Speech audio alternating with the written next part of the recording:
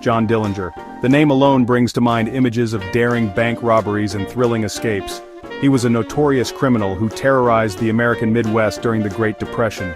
Dillinger became a symbol of rebellion against the system. For some, he was a folk hero, a Robin Hood figure, stealing from the rich banks blamed for the nation's economic woes. For others, he was a dangerous criminal who got what he deserved. This is the story of John Dillinger's transformation from a troubled young man into a legendary outlaw. It's a tale of daring heists, amazing escapes, and the blurred lines between crime and fame at the heart of the Depression era. John Herbert Dillinger was born in Indianapolis, Indiana, in 1903. His early life was marked by instability and a strained relationship with his strict father. Signs of rebellion began to show in Dillinger's teenage years. He dropped out of school and gained a reputation for theft and fighting. He craved excitement and easy money. His life was heading down a dangerous path. In 1924, Dillinger took a fateful step that would change his life forever. He participated in an armed robbery that landed him in Indiana State Prison. He was sentenced to a long prison term. Prison life hardened Dillinger, introducing him to the world of seasoned criminals. He learned the tricks of the trade. He met hardened convicts who would shape his future. He emerged from prison a changed man, more determined than ever to live life on his own terms, outside the law. Prison changed John Dillinger. He was no longer a small-time thief. He had become a skilled and ruthless criminal. He'd learned from the best, and he was ready to make his mark. In 1933, after serving 9 years, he was paroled, but freedom wouldn't last. He quickly returned to a life of crime. Dillinger assembled a gang of seasoned criminals. They were loyal, ruthless, and ready for anything. Their target, banks, the institutions that symbolized the economic despair gripping the nation. His first target was in Bluffton, Ohio. The robbery was swift and successful. Dillinger was back, bolder and more dangerous than ever. Dillinger's criminal success didn't last long. He was captured in Ohio after a shootout. He was imprisoned in the Allen County Jail in Lima, which was supposed to be escape-proof. The authorities thought they had put an end to his crimes. They were wrong. Dillinger wasn't one to be contained. He had a plan. Dillinger orchestrated a cunning escape. He used a piece of wood carved to look like a gun. He tricked his guards and walked out, taking several hostages with him.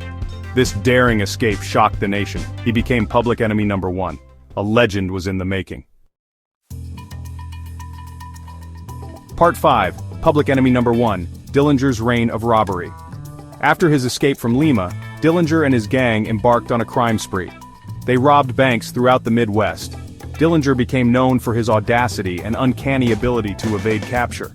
He was a master of disguise, constantly changing his appearance.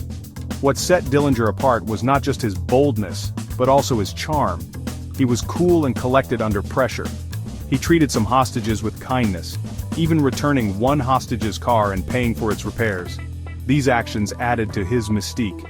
The public was fascinated by him. He became a symbol of resistance against the establishment, a Robin Hood of the Depression era. Part 6, One Step Ahead, Another Daring Escape. The authorities were desperate to capture Dillinger. They formed a special task force. They tracked his every move, but he was always one step ahead. In March 1934, Dillinger and his gang found themselves trapped in a hotel in Minnesota. They engaged in a fierce shootout with the police. Once again, Dillinger managed to escape. He was a ghost, a phantom, always slipping through their fingers. His legend continued to grow. Part 7, The Wooden Gun Gambit, Dillinger's Audacious Escape. The legend of John Dillinger reached its peak in March 1934. He was incarcerated in Crown Point, Indiana, a jail known for being impenetrable. It seemed like the end of the road for the notorious criminal. But Dillinger had another trick up his sleeve. He carved another fake gun, this time from a washboard. He used it to bluff his guards and make his way out, taking hostages along the way. This escape, so audacious and unbelievable, cemented his status as a folk hero. People marveled at his ingenuity. How could he escape from the most secure prisons? He was a master of deception. Part 8, Betrayal and Downfall, The End of the Line. John Dillinger's reign of crime couldn't last forever. The authorities were closing in, their pressure relentless. They had a new weapon in their arsenal, Anna, aka Anna Sage, a brothel owner and acquaintance of Dillinger's girlfriend, Polly Hamilton. Sage, facing deportation, agreed to cooperate with the FBI. She became their informant.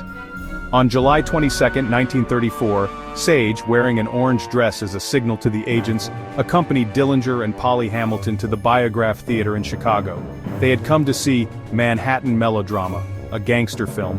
As Dillinger exited the theater, federal agents surrounded him. He was shot and killed, his run from the law finally over.